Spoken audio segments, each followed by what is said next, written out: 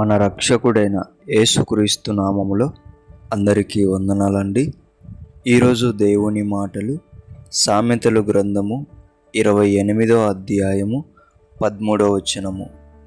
అతిక్రమములను దాచిపెట్టువాడు వర్ధిల్లడు, వాటిని ఒప్పుకొని విడిచిపెట్టువాడు కనికరము పొందును. ప్రియ దేవుని బిడ్డలారా, తప్పును దాచిపెట్టుకునేవానికి శిక్ష తప్పదు. అదే తప్పుని తెలుసుకొని వదిలిపెట్టేవానికి దేవుని కనికరము, దేవుని దయ వాని మీద ఉంటుంది. ఏది మేలైనది? దేవుని నుంచి కనికరం పొందుకోవడమా, లేదంటే శిక్ష పొందుకోవడమా? ఒకసారి ఆలోచించండి దేవుని బిడ్డలారా.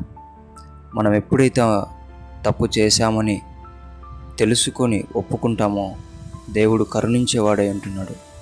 కానీ చాలామంది తప్పును దాచిపెట్టుకొని శిక్షను అనుభవించే వాళ్ళుగా ఉంటున్నారు. దేవుని బిడ్డలారా, శిక్షను వద్దనుకొని దేవుని కనికరం పొందుకునే బిడ్డలుగా మీరందరూ కూడా ఆయన చెంతకు చేరుతారని దేవుని బిడ్డ మనవి చేసుకుంటున్నా. దేవుడి మాటలను దీవించునుగాక. ప్రార్థించుకుందాం. దేవా, మీకు వందనాలు, స్తోత్రాలు.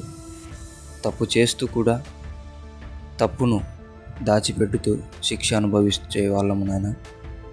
కానీ తప్పును ఒప్పుకొని నీ నుండి కనికరం పొందుకునే బిడ్డలుగా మమ్మల్ని ఆశీర్వదించమని యేసు నామములో ప్రార్థిస్తున్నాం తండ్రి. ఆమేన్.